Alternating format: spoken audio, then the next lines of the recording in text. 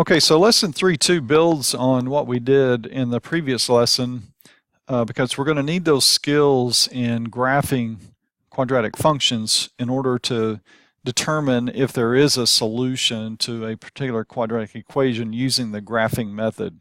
So we need to show the graph, and then if there is a solution, it will be where the parabola crosses the x-axis. If there is no solution, then the parabola doesn't touch the x-axis at all. So that's the goal of this lesson, is to try to solve quadratic equations by sketching a graph of the quadratic function and observing if the parabola crosses or touches the x-axis. Okay, so let's just jump right in. The first thing we'll do is put this in what is known as standard form. So as a function in standard form, it would look like f of x equals 2x squared minus 3x. And notice we would move the 19 over with subtraction. So it's, again, kind of a review of what we did in the previous lesson. To start, we want to find out where the AOS is, where is the y-intercept, and the y-intercept, of course, is negative 19. I'm not going to be able to plot negative 19 on the y, so I'm just going to change the the y-axis only in 2's. And I'll just leave the x-axis in 1's because it looks like it's obviously the y that's going to be difficult to plot on my graph paper. So let's just go ahead and plot negative 19, thinking in terms of 2's. 2, 6, 8. And that would be in here. Y-intercept. All right, and so for the AOS, remember this formula, the opposite of b over 2a. And so that's going to be the opposite of negative 3 over 2 times 2, which is 4. The opposite of negative 4 is positive 4. So I'm going to sketch an approximate line, x equals 3/4 down this way. And this is just, again, a rough sketch. And I know the vertex has to go on that line, and so to get the rest of the vertex, remember this represents the x-coordinate of the vertex, and to get the rest, I'll just plug 3/4 in to my function for x. So in your calculator, if you want to change that to 0.75, that would be okay. All right, so grabbing our calculator, I got negative 20.125, and so that becomes the y-coordinate of the vertex. So 2, 4, 6, 8, 10, 12, 14, 16, 18, 20, and then just a little bit below that on that AOS. And I'll go ahead and match up. This point is 3/4 of a unit to the left of the AOS, so I'm going to do another 3/4, which would put me about at half, 1/4 plus 2/4. All right, so let's think about some inputs. Let's see, I could input 2. What do we get for input 2? F of 2 would be 2 times 2 squared minus 3 times 2 minus 19. So 2 squared is 4 times 2 is 8 minus 6 minus 19. 8 minus 6 is 2 minus 19 is negative 17. All right, so here's x is 2, 2, 4, 6, 8, 10, 12, 14, 16, and then halfway. And then once again, I can match that up. This is 1 1/4. All right, so I could go 3/4 plus another 2/4. Okay, so this is 3/4 plus another 2/4. All right, so far so good. And just to make sure again, the whole point of this exercise is to try to figure out, estimate in some cases, where we're going to be crossing the x-axis. So I want to get as precise with this graph as I can. So let's just do input 4. Let's see what we get for input 4. 2 times 4 squared minus 3 times 4 minus 19. Okay, so 16 times 2 is 32 minus 12 minus 19. All right, so 32 minus 12 is 20, minus 19 is 11. So I got the point 4, 11, 2, 4, 6, 8, 10, and then halfway. Okay, so that's 1, 2, 3 1/4. All right, 3 1/4 is 13/4. So this is 3/4 plus another 2 1/2. Okay, I think that gives us a pretty good idea. I mean, if you felt like you needed to know where input 3 would place you, just to give you another point to line up, that would be okay. But I think this is going to be enough, so I'm going to try to connect, with my parabola through these dots, do my best to line them up. It's going to be kind of a skinny parabola.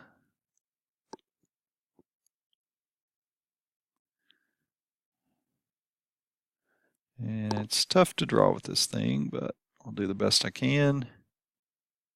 Oop.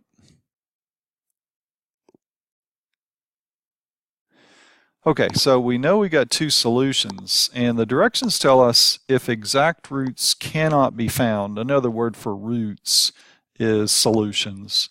If exact roots cannot be found, state the consecutive integers between which the roots are located.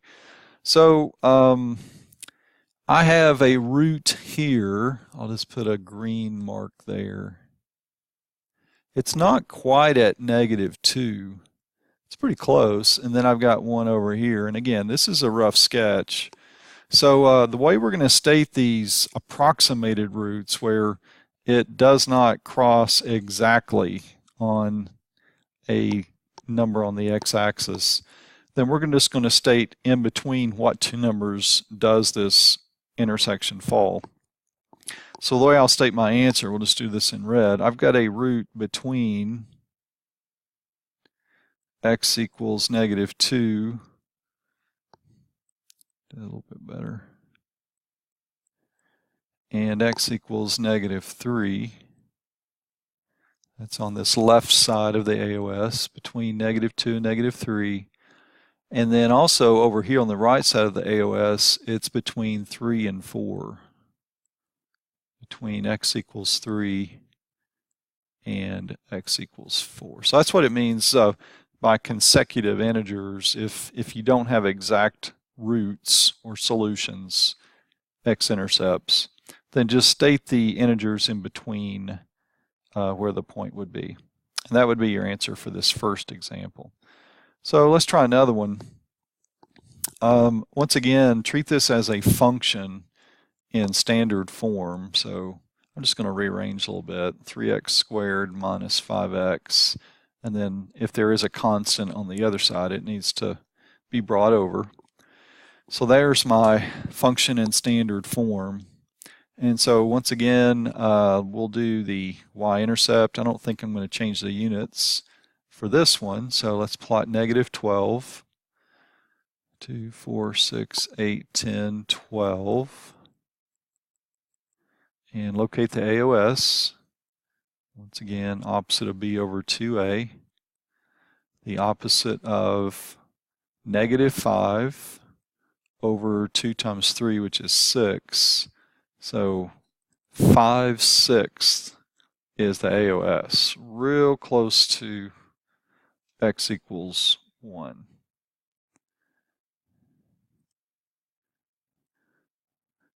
we'll just approximate where we think that is.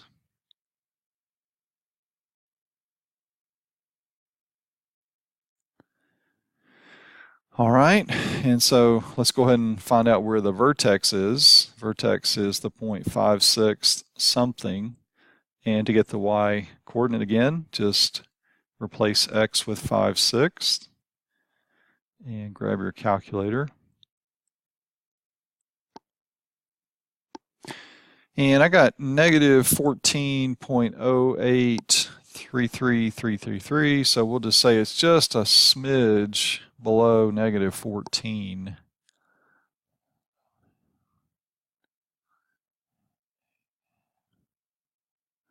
Just a little bit below on the AOS.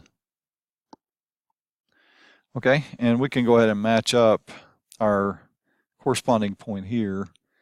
This is 5/6 of a unit away, so 1/6 plus 4/6, which is 2/3 over here. All right, so let's just do some inputs. Input 2. If you input 2 into this function, 3 times 2 squared minus 5 times 2 minus 12. So that's 12 minus 10 minus 12, which is negative 10.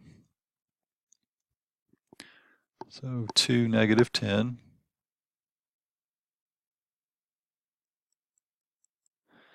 All right, so that's 1 1/6, which is 7/6.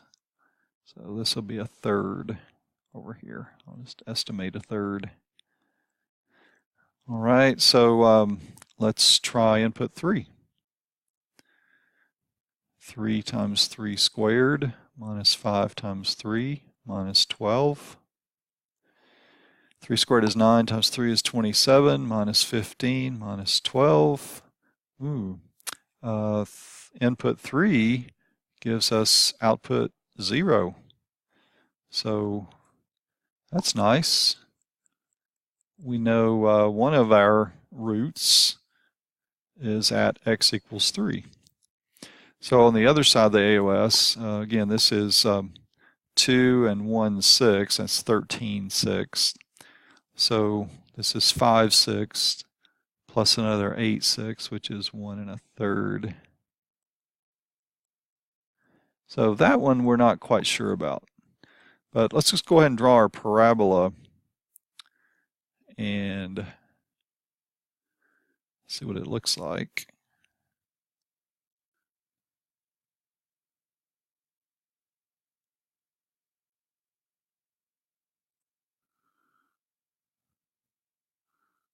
Okay. And this is a case where we know for sure where one of our zeros is. We have our roots. We have a root at x equals 3. Zeros and roots are really synonymous terms. And then the other one we'll have to approximate because it's between -1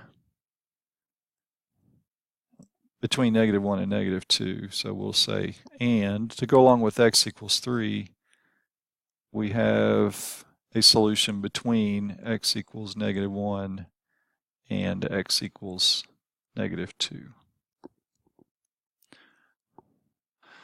Okay, let's do one more example of these, and then we'll kind of get you set up on a couple of word problems. So again, in function form, we would say that the standard form of this is f of x equals 2x squared minus 8x plus 32. And that's a pretty big y-intercept. But let's think about this for a second. That y-intercept is way up here. Way above, up here on the positive y-axis. And according to the lead coefficient being positive, it's going to open up from there.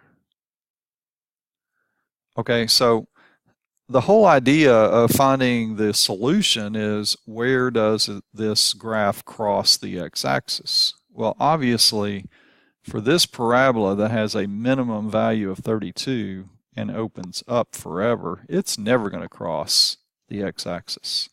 So when you recognize that, don't go through a lot of extra work. You're just going to identify this as no solution. And so I'll do this for you to save you a little bit of time. If you know that the graph is not going to cross the x-axis, you can recognize that, then you don't have to go through the process of the graph itself. You can just state your answer like this. Okay, so that takes care of my graphing examples. Thought I'd help you out a little bit with this word problem, at least to kind of get it set up for you. This guy wants to drop a water balloon on his brother, and this formula, this h of t function, describes his height, how high he is above the ground, or the balloon, actually, how high the balloon will be above the ground after so many seconds. I identified t here by t in seconds. So we're told that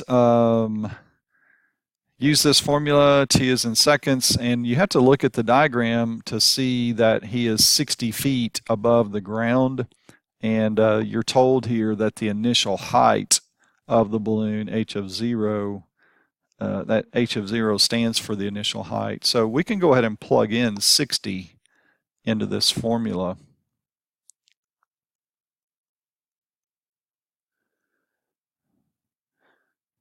All right. And then now we're trying to figure out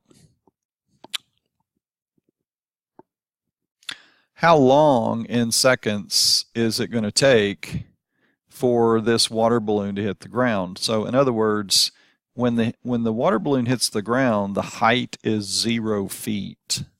So let's just set this function, this equation, equal to 0. Height of 0 will mean that the balloon is going to hit the ground, and t will tell us in seconds how long that will take. So we're basically going to solve this for t, letting the equation equal 0. Okay, so you can do some factoring here if you like. I would just subtract 60 from both sides. Divide by negative 16 on both sides.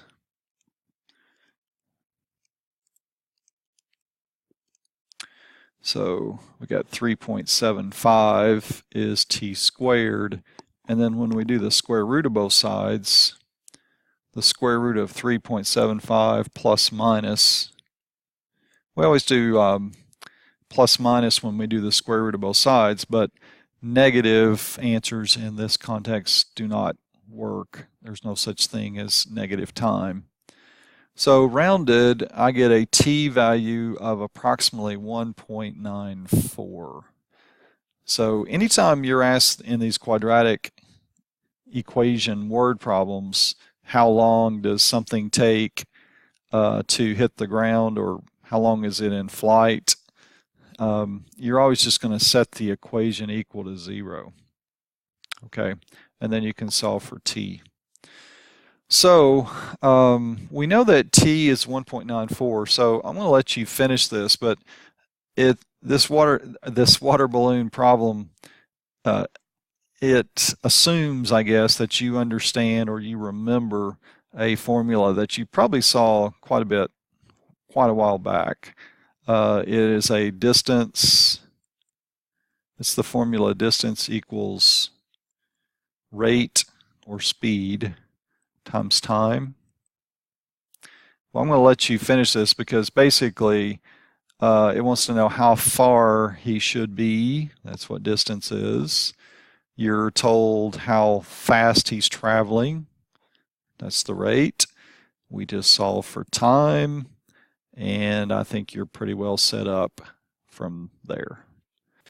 Okay, so to set up this problem number 50, we are given this function that relates the height of the water from being sprayed from the water hose in terms of time in seconds. And this v sub 0 stands for the initial velocity, and we're told in the problem that initial velocity is 40 feet per second. So we can go ahead and improve this function a little bit, make it more specific to this problem by making v sub 0 become 40. Okay, now we can work with this function to help us answer parts A and B. So the question becomes, for letter A, how long will it take the water to hit the nozzle on the way down? So let's just get a visual of what this water is going to look like. It's sprayed up in the air. Okay, so at, remember this, what we would typically call the x-axis. In this problem, it's known as the t-axis because this represents time in seconds. And after so many seconds, we can tell how high the water is. And obviously, it's going to reach a certain point, and then it's going to come back down and hit the nozzle on its way down. So it's fired straight up in the air, but this is a way for us to gauge its height after a certain number of seconds.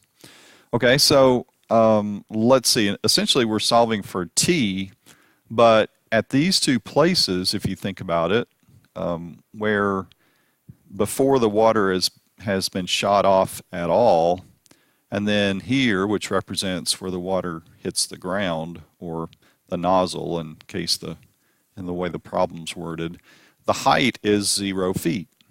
Okay, notice the y-axis is the height in feet. So at these two places, the initial and the ending of the water, the height is 0. So let's set this function equal to 0. So basically, any time in these word problems involving quadratics and you're being asked how long does it take for a certain object to hit the ground, you'll let the height of the object equal 0 and then solve for the variable. Okay, so there's a couple of ways you could go about this. I'm just going to factor because I notice I can factor out, for example, t. There's also an even number here. I can factor out 4t actually, so as a GCF. So let's just show it as 4t, little factoring review. That's my GCF. And then when I factor out 4t, I get 10 minus 4t. Okay, so with factoring, solving by factoring, I just let each of these factors equal 0. We'll just do that over here. So I let 4t equal 0, so that means t is 0. We already knew that.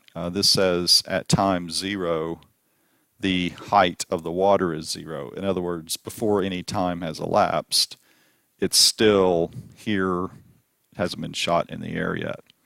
So we knew that, but this is what we want to determine. This will tell us how long it took for it reached the other time, height 0, meaning how long did it take for it to come back to the ground. So let's solve 10 minus 4t equals 0. Negative 4t is negative 10. So t is 10/4, which is another way of saying 2.5. So my answer for letter A is 2.5 seconds. That's how long it took for the water to come back down and, as it's worded in letter A, to hit the nozzle on the way down, assuming the nozzle, I guess, is on the ground. Okay, so for letter B, I'm going to see if you can take this. Assuming the nozzle is 5 feet up, what's the maximum height? Well, anytime you want to find maximum height, it's going to involve essentially finding the vertex of this parabola. So I'm going to see if you can do this. So to find the vertex, we need the AOS. Okay, remember how to find the AOS. It's the line x equals the opposite of b over 2a. All right, so you'll get that number for the AOS, and then to find the height of the water, you're going to just take that number, let me make it more applicable to this problem. Instead of x, it'll be t. Okay, so that will tell you how long in seconds it took for the water to reach its maximum height. To find that maximum height, you're going to take that number that you got for T and plug it in. Now here's the catch. When you take that number that you got for T and plug it in, that gives you the maximum height, but notice that the nozzle is 5 feet up already. Okay, so it's like you're going to find this height and then factor in that the nozzle is already 5 feet up, so you're just going to add 5. Okay, so find the AOS, plug that number into your function for T to get the height, and then factor in the fact that the nozzle is already 5 feet above the ground. So you're going to need to add 5 to your number that you got for H. Okay, so I hope that helps you to have a good understanding of how to do the homework problems. And these are the problems that I'd like for you to go ahead after watching this video. You should be good to go on these problems. And if you have any questions about them, feel free to let me know, and we'll check these next time.